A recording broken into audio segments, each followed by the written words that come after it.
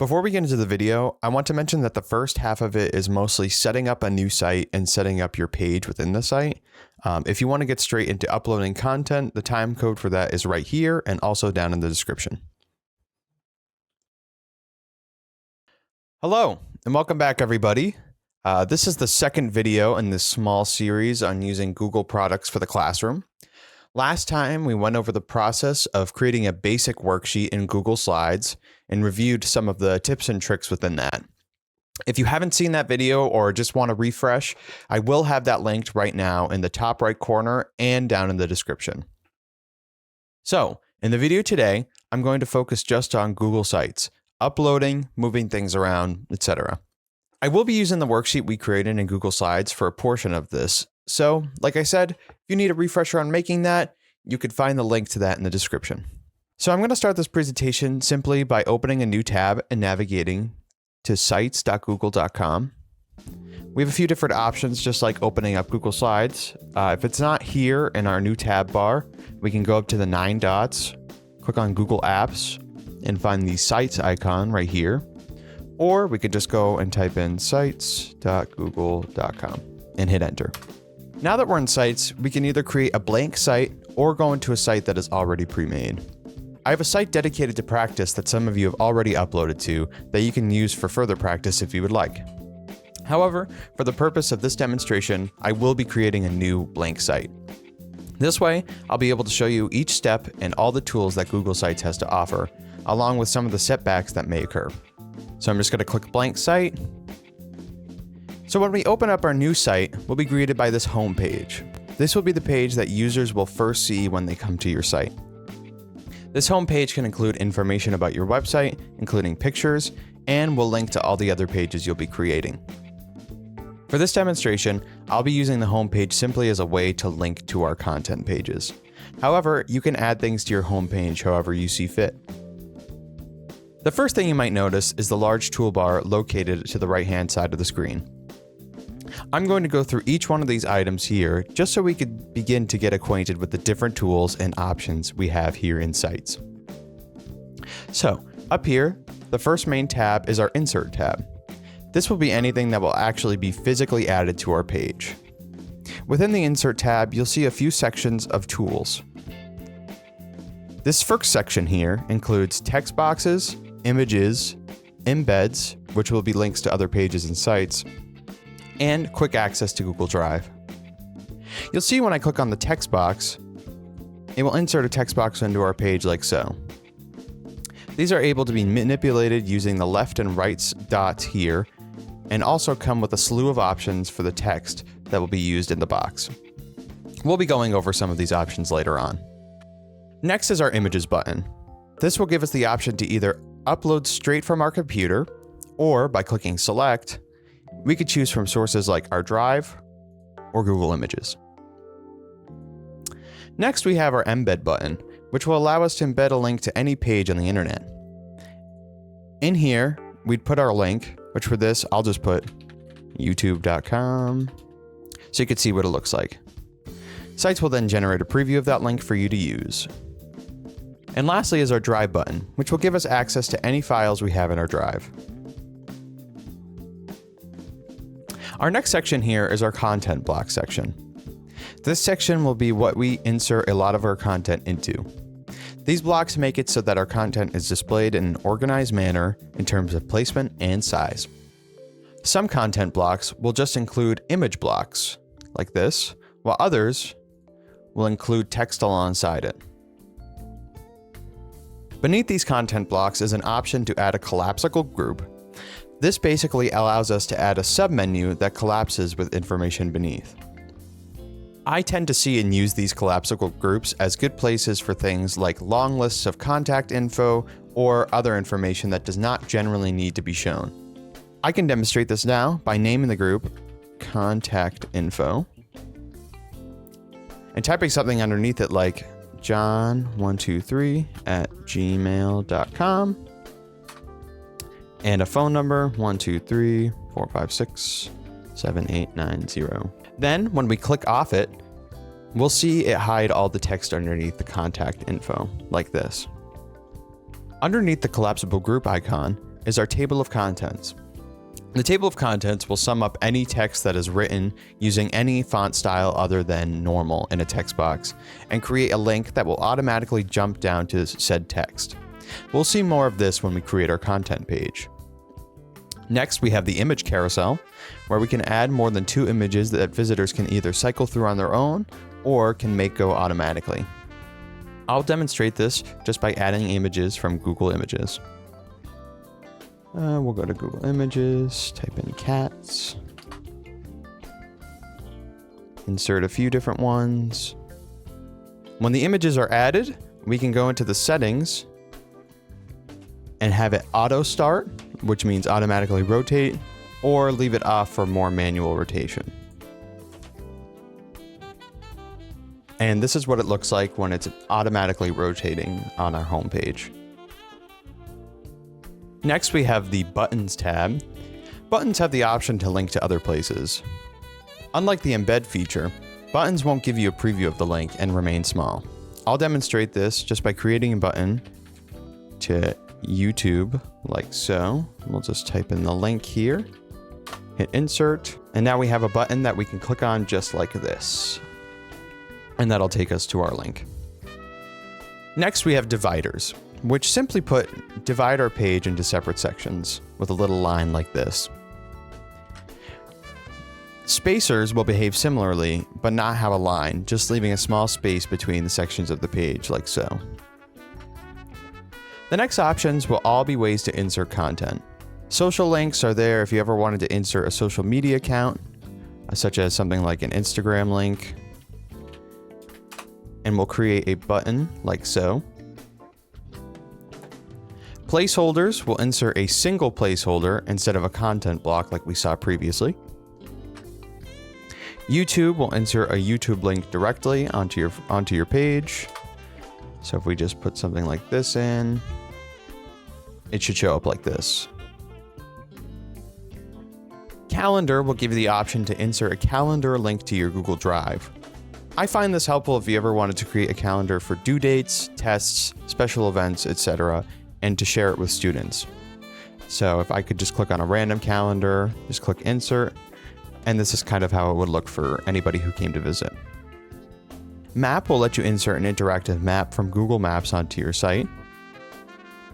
So say we just hit enter and select, and there's our map, and anybody visiting will be able to interact with this map.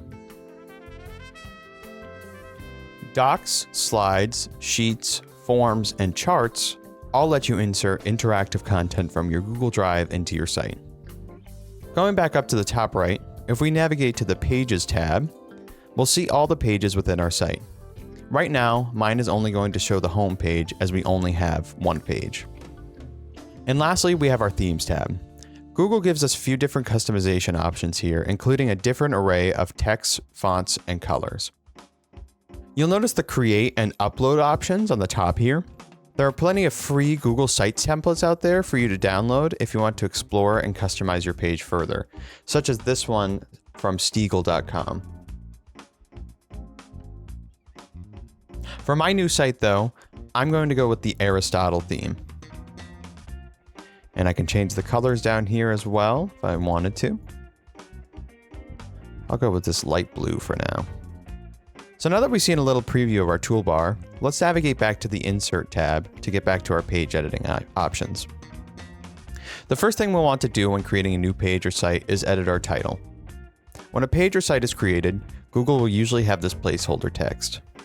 You want to change this to reflect your site or page name.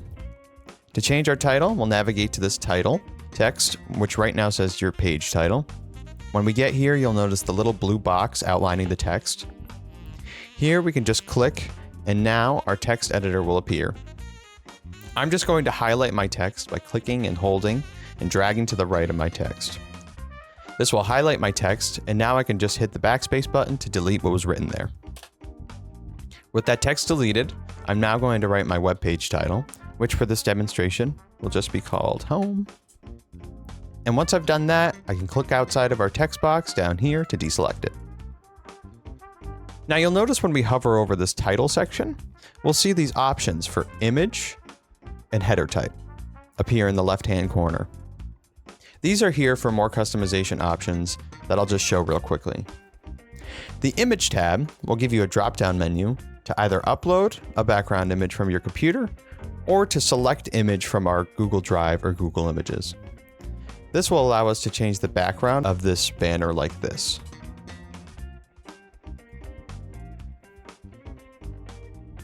The Header tab will give you different options for different header sizes and styles, ranging from text only to a full screen cover art.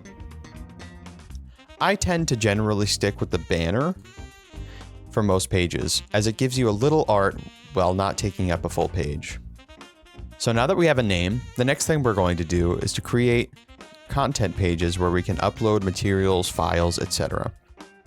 For many of us, this will just be a home base in which to click other pages to. However, some of us may want to insert articles or photos directly to this front page. Some of the steps we'll go through on our other pages can be applied to our home page, so don't worry if this is you. So I'm going to want to create a page that, let's say, has content only pertaining to Unit 1. To create our Unit 1 page, we're going to navigate over to the top right corner and click our Pages tab. To create our first page then, I want to navigate down to the bottom right where you'll notice a large plus icon. If we hover over this icon, we'll see a few different icons appear.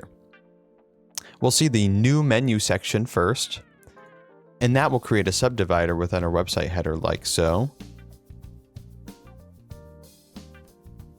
The times I use this is to subgroup, say, unit pages together to keep the header looking a little more uniform and professional looking.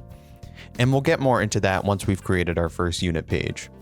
Our next option we see here is our full page embed option, which just enables us to insert a full web page from either our own site or another website entirely into our website. For the purposes of this demonstration, I am just going to insert a placeholder for now, just to show you what that looks like. So we'll put in like this, riral.org. And here we can either have the whole page shown or just a preview of the page. If we want the whole page, it should look like this, and users can interact with it. Otherwise, a preview will just be a link that we can click on to get to another site. Next is our new link option. This will create a link in our website header to another site. This is useful if we want to link to an external site, such as a registration page, an info page, or other useful external sites. Once again, I am going to just insert this link right here, and we'll call it this. And you'll notice this will show up in our Pages tab and up top here in our navigation.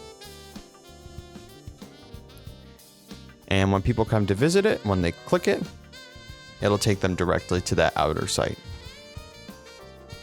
Lastly, the option, which we're going to do, is to click directly on that plus icon that says New Page. This will create what will become our Unit 1 page. So I'm just going to name it Unit 1 and press Done. And we'll notice that when we create this page, it will appear under both our Pages tab on the right here and in our website navigation here on the top, just like when we added those other links. You'll also notice that whatever name we gave our page when creating it will appear as the title of the page on top. So unless the page name and title on top are different for some reason, we should have a header already done for us. If we were planning on adding more units eventually, in order to clean up our website's taskbar, I would enter a menu section like this, in which all the unit pages would fall under. Add, and once we've added that, we can click and drag any unit pages that we created, like this, click and drag, straight onto that unit section, and it will automatically add to that section in our website header, as we can see here. And you can see that you can now click between each one. Now with that done, we can start to populate our Unit 1 page with content. The first thing I do whenever I'm starting a new page is to create subcategories within that page. For many of us, this might be things like grammar, vocab, worksheets, presentations, manipulatives, etc. For the purposes of curriculum, I typically make 3 categories. presentations, manipulatives, and worksheets. These usually cover the basis in terms of content and help to separate for others visiting our site where exactly to look for different items. So, to do this, it's as simple as inserting text boxes by going back to our Insert tab and clicking on Insert Text Box. With that created, I'm going to start by centering our text. Within this toolbar, I'm going to look for the Align icon right here. Click on that and click on Center. And now that it's centered, we'll change the text type on the left side of the text toolbar where it says Normal Text. Click on that, and this will open and give us a few options. For these subtopics, I typically select the title option as it gives us a nice color to the text and a good size. Now we can just type in our subsection name, our first being presentations, and that first one is done. Now we could follow the same steps to create the other two topics, or we could just duplicate this text box and change the text within it.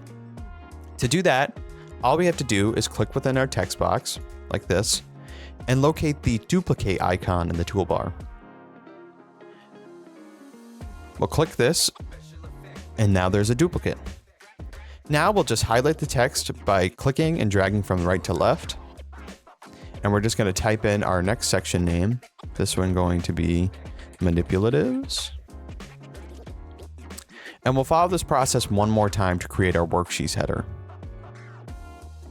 Duplicate, highlight, worksheets, click out, and I'm done.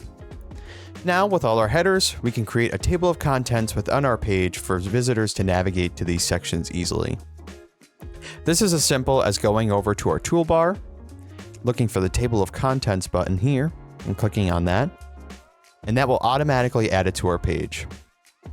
So with our page set up, we're now going to start adding our content underneath these sections. Almost all the content I tend to add will be using this first content block here on the top left of this section. I usually use this one because I like that we can insert the content on one side of the block, right here, and then give a title and description to the right. This can give other teachers and ourselves an idea of what the content is, and here we can include things like directions, tips, descriptions, etc. So it automatically inserts itself once we click on it. I'm going to have this first piece be a Google Slides presentation, just to show you the basic uploading process and formatting on Google Sites. I'll start by clicking on the plus icon on our content block right here. And since I'm going to upload a Google Slides presentation, I will select From Drive. From here, a menu will appear on the right. Now I will look for my presentation. And once I find it, I can either double click on it or click Insert at the bottom to put it in. Now, when you upload a slides presentation or any other Google product, it will automatically take you to the presentation when you click on it from our webpage, as you'll see here. Just like so.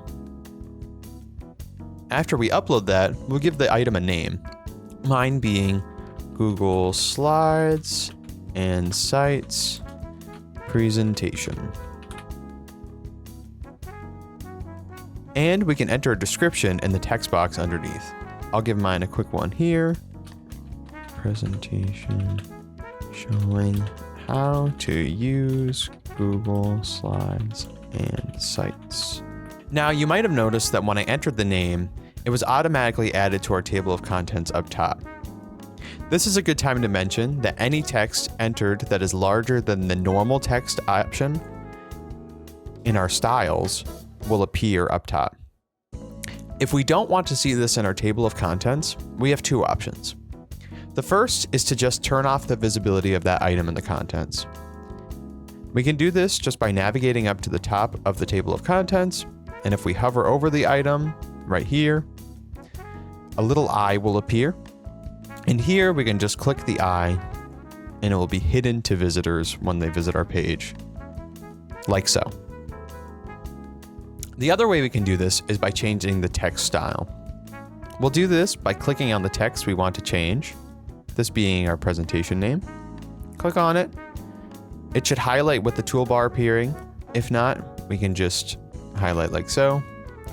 Here we'll click on the text type option that says title right now and select normal text under the menu. Now it'll disappear from our table of contents, but it won't really stand out too much as the name of the worksheet or a presentation.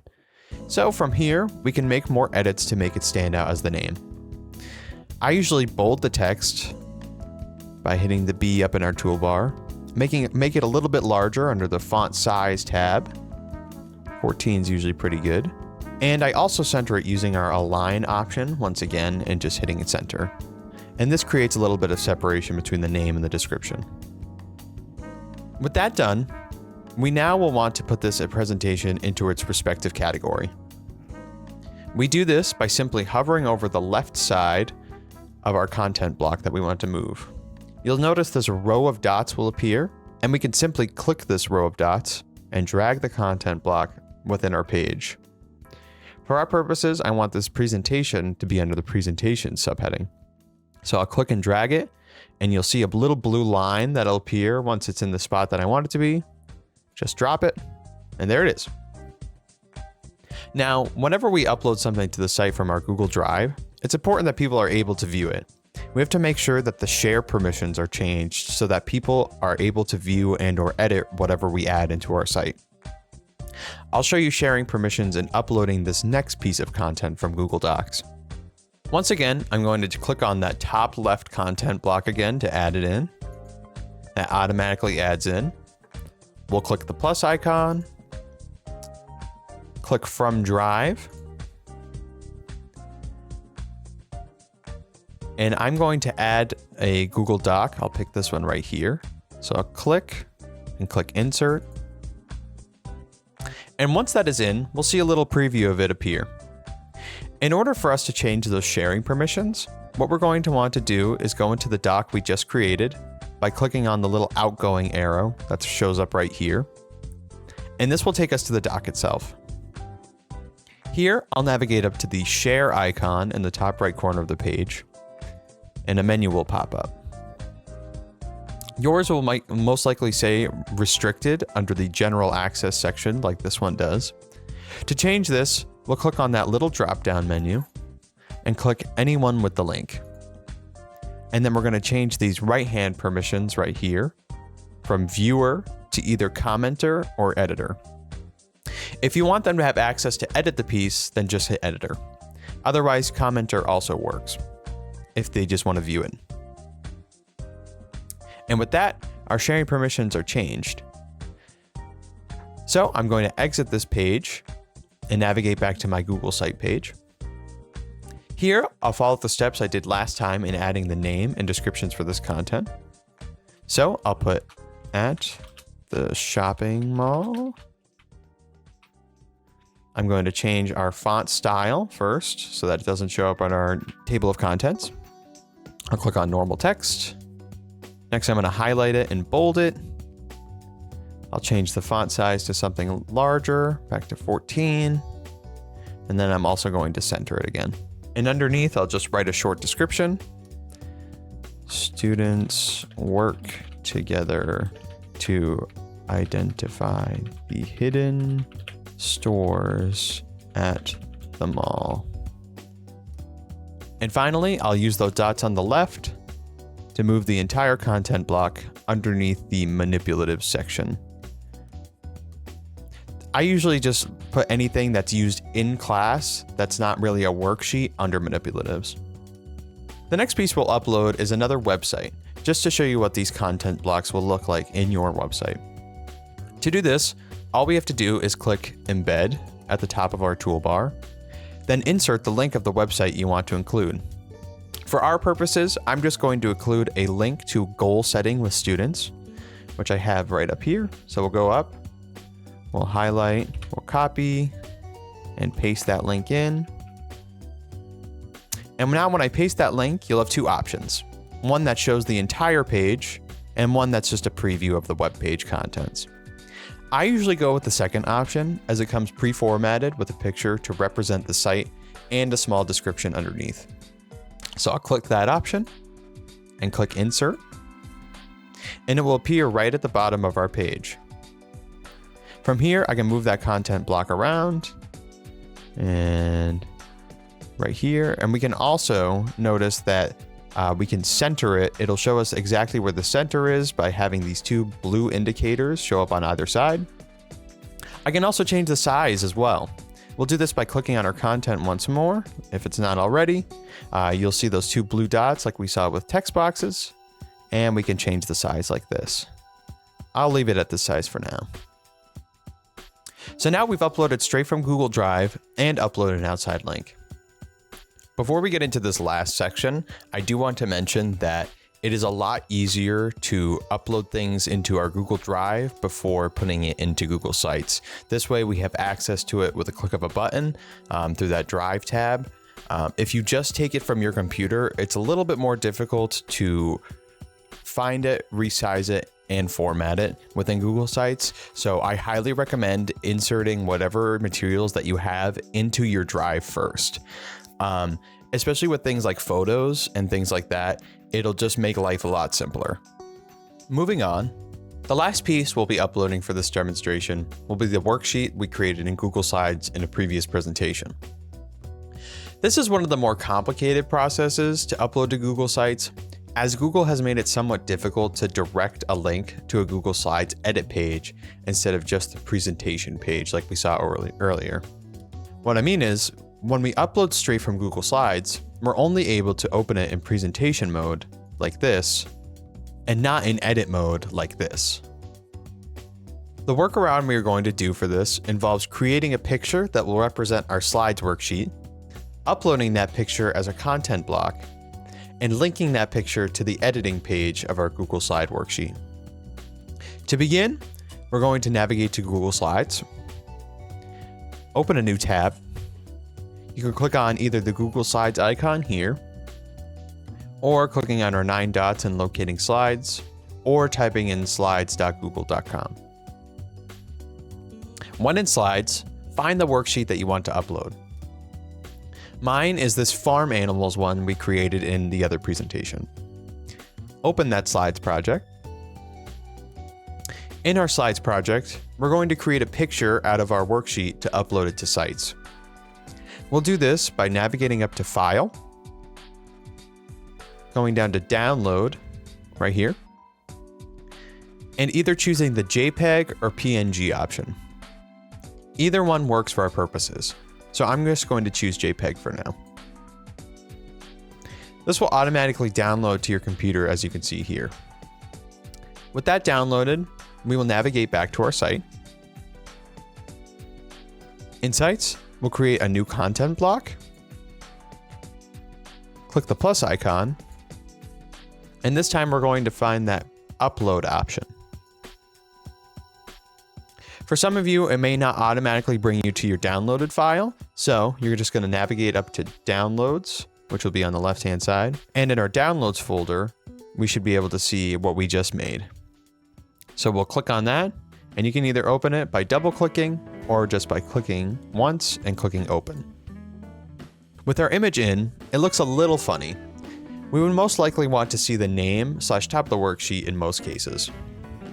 So we're going to edit that picture's appearance by clicking on our little crop icon in the top left of the toolbar here. And by doing this, we're able to click and drag our image to show the part we want to be visible. You'll notice which part is visible, as the parts that are not will be black and white, as shown down here, as opposed to the ones that are, which will be in color. When that's in a position that you like, just click the check mark. Next, we're going to link our worksheet's edit page to the image we just created. So we'll navigate back to our worksheet page on Slides. Make sure our sharing permissions are set to anyone with the link and editor. Then we'll just copy our link in the URL bar up here. I'm going to use the Control-C option to copy. Back in our Sites page, we're going to click on the worksheet picture if it's already not selected. The toolbar should show up like this. We'll click the link icon, and in here we'll just paste our link that we just copied. I'll just use the Control-V hotkey for that one. Hit apply. Now visitors should be able to click the picture and open to the worksheets edit page directly. From there, they can view it, make a copy for themselves, or print it as well. Back in our website page, I'm just going to edit the title and make a description for it as well. So we'll just name this Farm Animals Worksheet. I'm going to change the style once again to normal text. We'll highlight, bold, change the font type, font size, center align, then just type a description real quick. Okay. Now here's where I want to mention that we can do the same exact process that we did for inserting an image and adding a link to it to any other files that you would like to do that are online, say like if you were uploaded to a separate folder on Google Drive or something like that, and you don't want to use the Google Drive tab, you can do this exact same process for anything else that you'd like to upload. I'm not going to go through it in this video per se, just because this is getting a little long and I don't want to take up any more of your time than I have to. But if you would like to see a video on uploading anything else, feel free to leave something in the comments or to email me, and I can definitely make something that goes step by step through that process. So with our content page filled up, there are some little customization things that you can do to help distinguish between each section. You'll notice on the left-hand side here, there are a few options next to each content block.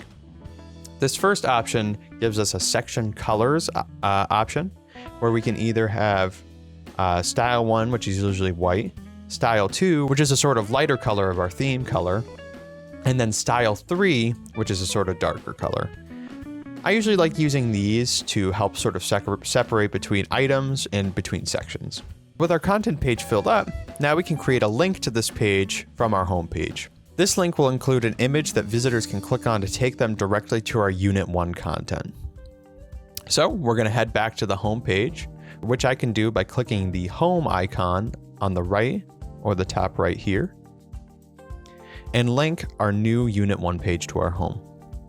To do this, we're going to start by inserting a content block, navigating over to our Insert tab and finding these. For links to other pages, I tend to go with smaller blocks as they're nice and uniform and sort of get straight to the point.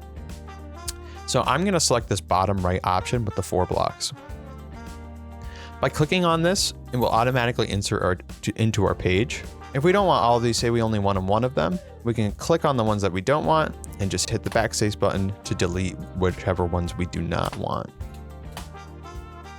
So now here you'll notice underneath the placeholder is a click to edit text box. Here I'm just going to edit the name of our page, and this one's just going to be Unit 1. And now I'm going to add an image that will represent our Unit 1 page above our text. We do this by first clicking on the plus icon again. All these options will appear. I'm going to do select image as it allows us to just grab something from Google Images super quick. We'll go into the Google Images tab. I'm literally just going to type in 1 because I just want something to represent Unit 1. Kind of scroll around, see if you find anything good. This one looks pretty good to me. And we'll just insert it like this. Now the final step is to link it to our Unit 1 page. To do this, if it's not already selected, I'm going to slowly click twice on my image I just inserted. If we click too fast, it'll come up with the option to resize the image like this. So if we want this toolbar to show up, we want to double click slowly. If we've done it correctly, we should see this menu pop up. As we've seen earlier, this has our crop, uncrop, insert link, duplicate, and remove options. We're going to click the insert link option for this. A box will then appear that will have us insert the link to our page. If we were to link an outside source like we did earlier, we would just paste a link in from whatever URL that website had. However, one of the easy things about Google Sites is that anything you create within the site will automatically appear as an option in this drop-down menu here. And we'll see right here that our Unit 1 page appears. So I'm just going to click on that and click Apply. And there we have it. So now when anybody enters our site, they'll be able to click right on that picture on the home page and navigate automatically to that unit's page. So with all these things uploaded, before we publish our website, we can just make sure that everything is sort of how we want it and make sure that everything works correctly. So we're going to navigate up to the top here, and you'll notice there are some options in this top right for us to choose. I'm going to choose this preview option. This allows us to see how our website will look to people coming visiting before we actually publish anything. So we're able to see that, okay, our links work to our pages. Our pages look good. All our links are working correctly. Clicking on this one takes us to there. And we're also able to see how our site is going to look on different formats. So you'll see down here, large screen is for computer desktops, tablet form, see how it would look for people who are using it, say, on their iPads, or even a phone format, which if people are scrolling, say they're out and they want to, like, especially for students, if they just want to see what their homework is or whatever, I find this is a great option to be able to look at it. So with everything all set, we're just going to click the X down in the exit preview. And we're going to publish our website. So we're going to navigate up top here and we're going to hit the publish icon. It's going to ask you to name your website. For this, I'm just going to name it Practice 123. And as easy as just hitting publish. And now our site is viewable. And with my website published, I'm able to click the drop-down menu next to the Publish button and view our published site. And here it is. The last thing, if you want to collaborate with other people on this site, all you have to do is go back to your edit page, navigate up top, and you're going to click Share with Others. Now, you can add people by typing in their emails and adding.